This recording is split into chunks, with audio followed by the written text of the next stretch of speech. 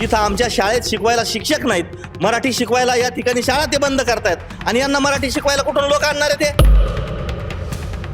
जर तुम्हाला रद्द करायचेच नव्हते परवाने तर ही खोड काढली कशाला? आणि तुम्हाला ह्या लोकांवर जर कंट्रोल आणायचंच नाही तर मग हे मराठी आणि हिंदी वाद तुम्ही लावताच कशाला?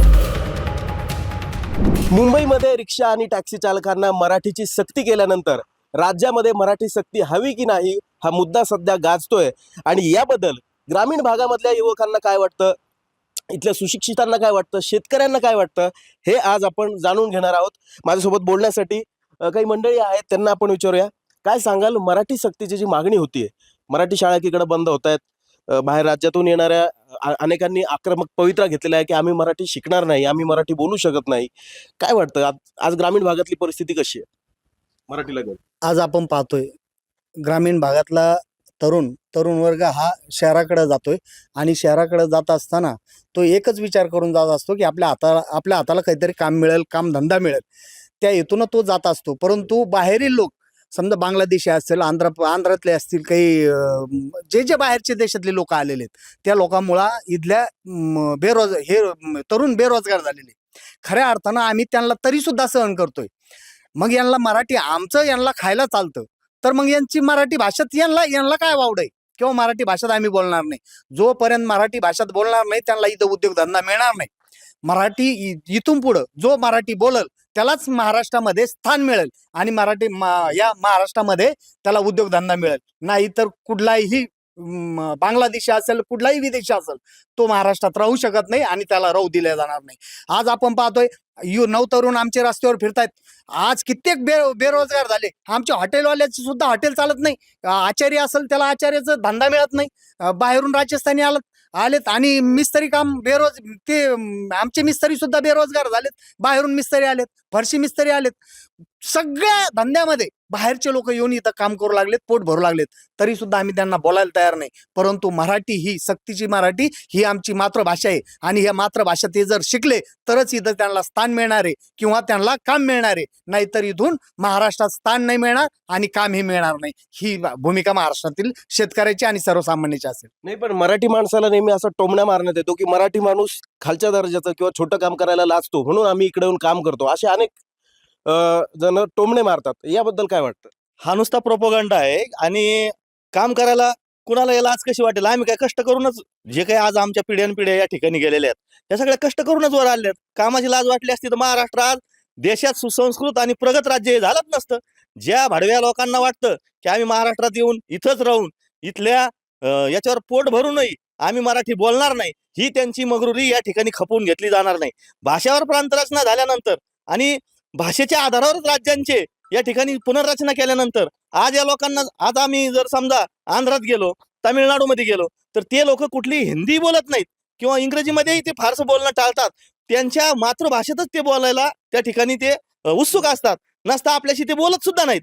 मग या बाहेरून येणाऱ्या म्हणजे युपी बिहारचे सर्वात जास्त जे मगरुरी करणारे लोक आहेत. आता आम्ही पण टीव्हीवर बऱ्याच जणांच्या बाईट्स बघितल्या.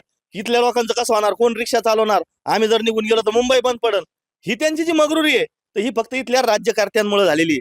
ती पण त्यांच्या मतांसाठी. जर राज्य सरकार त्यांना सुविधा देत असेल आणि मराठी सक्तीची करत नसेल तर राज्य सरकारला सुद्धा या ठिकाणी याच्यावर विचार करणं आवश्यक आहे की हे राज्य हे फक्त मराठी भाषेवर निर्माण झालेलं आहे. आणि आज या ठिकाणी मी उद्या 1 मे हा महाराष्ट्र दिन आहे, तर त्यात मी मागणी करतो की सरकारने बेळगाव, कारवार, निपाणी हे सगळे जे काही आपल्याला भाषावर प्रांतरचनेत आपल्या महाराष्ट्रात येणारा भाग होता तो कर्नाटकनं दाबून ठेवलेला आहे, तो सुद्धा या ठिकाणी आम्हाला परत आला पाहिजे. आणि जे कोण लोक या मराठी बोलण्यासाठी विरोध म्हणतायत किंवा आम्ही बोलणार नाही, तर अशांना सगळ्यांना हाकलून दिले पाहिजे. त्यांचे रिक्षाचे परवाने रद्द केले पाहिजे, जे कुठल्या कामात ते असतील. आज आमच्या पैठणमध्ये अनेक ठिकाणचे बाहेरचे परप्रांतीय येऊन राहतात. त्यातले कित्येक जण मराठी भाषा शिकलेत. इथं आत्ताच आमची चर्चा चालू होती, त्यात कळालं की राजपूत समाज कित्येक पिढ्यानपिढ्या या ठिकाणी राहिला, तो मराठी या मातीशी त्यानं मिळून मिसळून घेतलंय. आणि मग याच लोकांना असं काय वावड आहे की आमची मराठी त्यांना बोलल्या जात नाही आणि मगरुरीनं ते म्हणतात की आम्ही बोलणार नाही. काय करायचं तर करा. आणि सरकारही सवलत देतंय की त्यांना आपण मराठी शिकवू. इथं आमच्या शाळेत शिकवायला शिक्षक नाहीत, मराठी शिकवायला या ठिकाणी शाळा ते बंद करतायत आणि यांना मराठी शिकवायला कुठून लोक आणणार आहे ते? तर ही मराठी जी आमची मातृभाषा आहे, जी आमच्या पिढ्यानपिढ्या आम्ही ती रुजवत गेली तर ती बोलण्याला ज्यांचा कोणा विरोध असेल त्या सगळ्यांना हाकलून दिलं पाहिजे आणि आमच्या मराठी याच्यावर जी येणारी टाच आहे तर ती दूर केली पाहिजे. आपण आज जर बघितलं तर हाच मराठी माणूस, सुशिक्षित मराठी माणूस आपली मुलं जे आहे इंग्रजी माध्यमामध्ये घालतो. मग तिथं ही सगळं मुलं गेल्यानंतर ते विविध भाषेत घरी आल्यानंतर सुद्धा हिंदीमध्ये बोलायला लागतात. असं एकीकडे चित्र होतंय. काय वाटतं? आज आपल्याच मुलांना मराठी समजत नाही. आज हे इंग्लिश मिडियम यांनी भरपूर म्हणजे असं झालं का आपले जे मराठा मुलं आहे लहान लहान आहे त्यांना इंग्लिशची सवय झाली तर त्यांना मराठी बोलता येत नाही. म्हणजे हे जे आपले मराठी शाळा बंद पडण्याचे कारण मुख्य हेच आहे. हे जे प्रायव्हेट स्कूल वगैरे हे बंद झालेच पाहिजे आणि मराठी शाळेला चालना मिळालीच पाहिजे. मराठी भाषेचं पण आतापर्यंत नेहमी राजकारणच होत आलेलं आहे. राजकारणापुरतं मराठी माणसाला जागा केलं जातं, त्यानंतर मात्र कुठलेही पावलं उचलले जात नाही. काय वाटतं मराठी सक्तीसाठी काय नेमकी पावलं उचलली गेली पाहिजे? सर्वप्रथम सगळ्यात मराठी सक्तीसाठी राज्यकर्त्याचीच तशी अपेक्षा पाहिजे किंवा तसं त्यांचा हेतू पाहिजे. परंतु हे फक्त राजकारणाचा वापर करायचा आहे. छत्रपती शिवाजी महाराजांचा सुद्धा राजकारण आणि त्यांच्याबरोबर सगळ्या महापुरुषांचा हे राजकारणासाठी वापर करतायत. आणि आता जे मराठी सक्तीचं जे काही आंदोलन आहे किंवा जो मुद्दा उपस्थित झालेला आहे, परंतु हा एक चिंतेचा विषय आहे. कारण की महाराष्ट्रामध्ये जर तुम्हाला राहायचं असेल तर इथली मातृभाषा पहिले शिकणे प्रथम कर्तव्य आहे. असे आम्ही सर्व महाराष्ट्रीयन आणि मराठी माणूस म्हणून आम्ही एक समजवतो. पण ज्यांना जर मराठीचा म्हणजे ह्या नावड असेल तर त्यांना या महाराष्ट्रामध्ये राहण्याचा किंवा व्यवसाय करण्याचा अधिकार नाही असं आम्ही ठामपणे सांगू शकतो इथे. नक्कीच आणखी काही तरुण सुद्धा माझ्यासोबत आहे. काय वाटतं मुंबई पुण्यासारख्या ठिकाणी जर गेलं तर तिथल्या टॅक्सी चालक असो, रिक्षा चालक असो, स्वतःहूनच मराठी माणूस हिंदीतून सुरुवात करतो कारण त्याला समोरच्याला समजत नसतं. महाराष्ट्र हे महान राष्ट्र आहे आणि मोठ्या मनाने अख्ख्या देशातून या ठिकाणी लोक रोजगारासाठी कामधंद्यासाठी येत असतात. त्यांना कुठलाही त्रास मराठी व्यक्तींकडून होत नाही. परंतु ज्यावेळेस हे परप्रांतीय उत्तर भारतीय लोक युनियन करून इथल्या मीडिया समोर किंवा ओपनली समाज माध्यमावर बोलतात का महाराष्ट्र तुमच्या बापाचा नाही, आम्ही हिंदीतच बोलणार, तुम्ही आमच्यावर सक्ती करू शकत नाही. आता आपण जर गुजरातमध्ये गेलो तर त्या ठिकाणी गुजराती बोलली जाते, तामिळमध्ये तामिळ बोलली जाते किंवा अलग अलग राज्यांमध्ये भाषावर प्रांतरचनेनुसार वेगवेगळ्या भाषेत बोललं जातं. जर तुम्ही आमच्या इथं येता रोजगार कमवता, इथं तुमचं पोट भरतंय, तर तुम्ही आमच्या भाषेचा अपमान न करताही तुम्ही सांगू शकता की आम्हाला मराठी येत नाहीये, आम्ही शिकण्याचा प्रयत्न करतोय. तर याने वाद होणार नाही.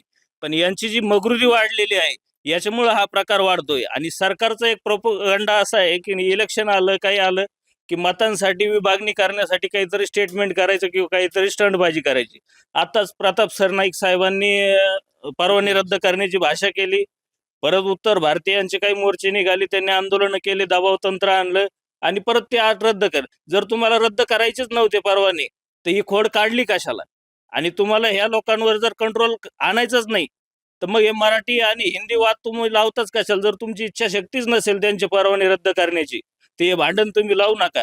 आणि तुम्हाला जर इथं रोजगार आम्हाला आता मराठी असल्याने आम्हाला मातृभाषा प्रथम, जसं इतर राज्यात त्यांच्या प्रादेशिक भाषांना अव्वल दर्जा दिला जातो, तर आमची अपेक्षा हीच आहे की आमच्या महाराष्ट्रामध्ये मराठी ही आमची मातृभाषा आहे आणि तिला अव्वल दर्जा दिला पाहिजे. जर तुम्हाला येत नसेल तर तुम्ही प्रेमानं सांगू शकता. पण त्यांची जी मगरुरी आणि इथे येऊन जे युनियन करून किंवा झुंडशाहीने इथल्या लोकांना डिवचण्याचे जे प्रयत्न चालू आहेत त्यांचे, हे कधी खपून घेतले जाणार नाही आणि याचे परिणाम हे सरकारला देखील भोगावे लागणार. नक्कीच. काय वाटतं तुम्हाला?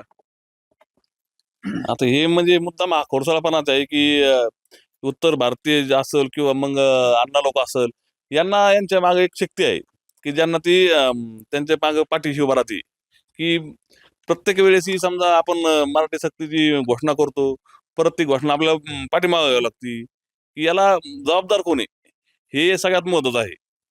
आणि ते भैया लोक इथं येणार, इथंच खाणार आणि इकडंच हे करणार आणि वरून ती मराठी माणसावरती दादागिरी करतात. ही सक्ती म्हणजे झालीच पाहिजे. मात्र मराठी सक्तीसाठी राजकीय इच्छाशक्ती हवी असंच एकूण ग्रामीण भागातील सर्वांचं सुद्धा म्हणणं आपल्याला बघायला मिळतंय. लोकमतसाठी अमेय पाठक, छत्रपती संभाजीनगर.